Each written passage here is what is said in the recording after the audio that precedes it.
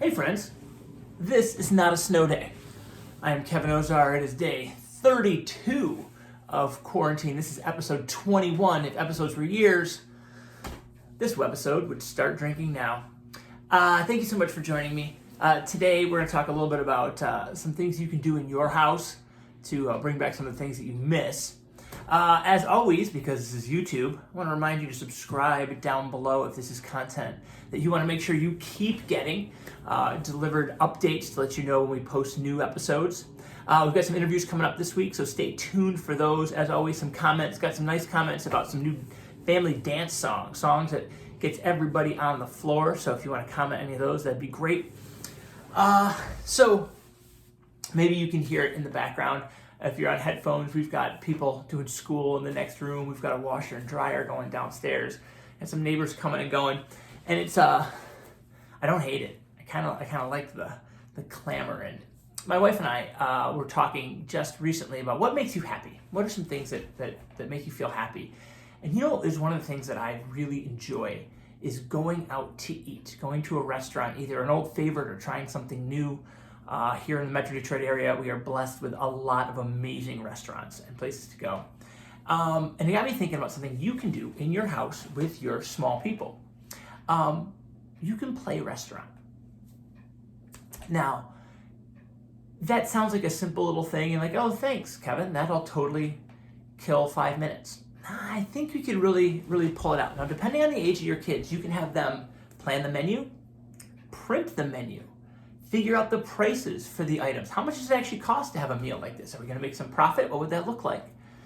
You could put out a menu earlier in the day and allow your young people to have some say in what we're saying. I choose this for dinner tonight. I like this option.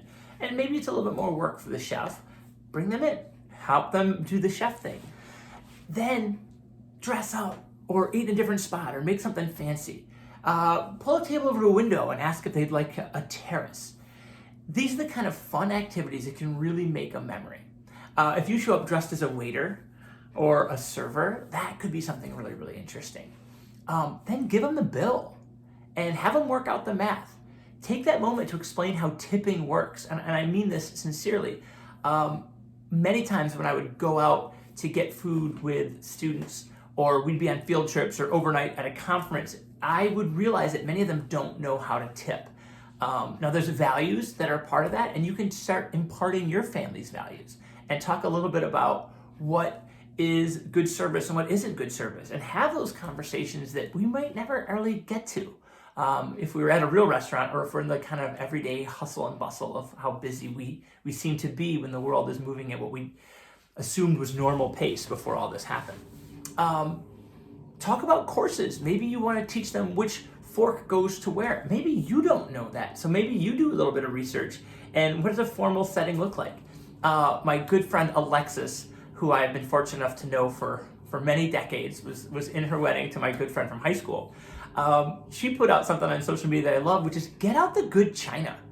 Like, why aren't we using the nice glasses? Why aren't we using the crystal? So if you've got some fancy stuff and you haven't used it, what are you waiting for? Use it today. I think this could be a really cool opportunity to talk about how to be a good guest in a restaurant, to talk about how to be a chef, how to be a server, what good service looks like. And there's tons of math that could be involved in that. Tallying up bills, doing tips. The other thing is a great memory. Get out your camera, take a picture of the experience you had. Then, when it's all said and done, clean up and sit down. How would you review that? How do you leave a review? How do you read a review? What constitutes a good review? Look at the online presence of some of the places. These are these soft skills that there's no curriculum for. That is the kind of stuff that if you're lucky, you've got some time and you can impart to kids. And that maybe someone imparted to you, and I bet that's part of who you are now and how you operate in the world. But we have an opportunity to intentionally give this to our kids. So I love the idea of some sort of a restaurant service. Maybe different members of the family host a restaurant. They get to do a name, they get to do a menu, they get to decorate it, they get to set the table however they want. Maybe every Tuesday is restaurant day, and you can help smaller people, or you can deputize some bigger people and say, hey, what's up, teenager? You're pulling your weight because next Tuesday we are at Shay, your place, and you're cooking and doing the dishes and doing all that. And it becomes kind of that memory. Because there's one thing to say like, oh, I remember we were home for 32 days. And it's another thing like, remember that we had that restaurant and you served all pink food because pink was your favorite color because you were 7, and look at these pictures we took of it. And oh my gosh, that could be a really, really cool thing that has a component of learning, a component of engagement, a component of making memories, and also has the opportunity to just teach some skills that will last throughout this. Because right now, it's really easy to just go get through this hour, get to the next day, get through these meetings, get to bedtime, and then you wake up and you do it all over again. That is not too dissimilar to a lot of the grind many of us were feeling before we were staying in our homes. Just get to the next day, get to the next day. What if we got really intentional about not passing this time, but making this time count? And I think that's something we can do with something as small as turning your house into your new favorite restaurant. I'd give it 5 stars. I really would. So, some things to think about, some things you can do. If you're looking for more ideas, or if you've got the best idea and you need to share it with the world, or at least my subscribers, go ahead and comment down below on some things that your kids are digging. If you end up having a restaurant, we'd love to hear all about it. Post pictures of your menu, whatever you might get. Share that good stuff with us. Day 32, still not a snow day. We are figuring out how to do this, and that involves some change and some adaptation. But at this point, it shouldn't just be getting through. It should be making the most of, because here we are, and this is life. So let's have a good one, even if it's a life inside our house. So thanks for watching. Comment, subscribe. Love hearing from all of you. Share this if it helps, and bon appetit. And don't forget to call and get reservations. You know how crowded people get around dinner hours.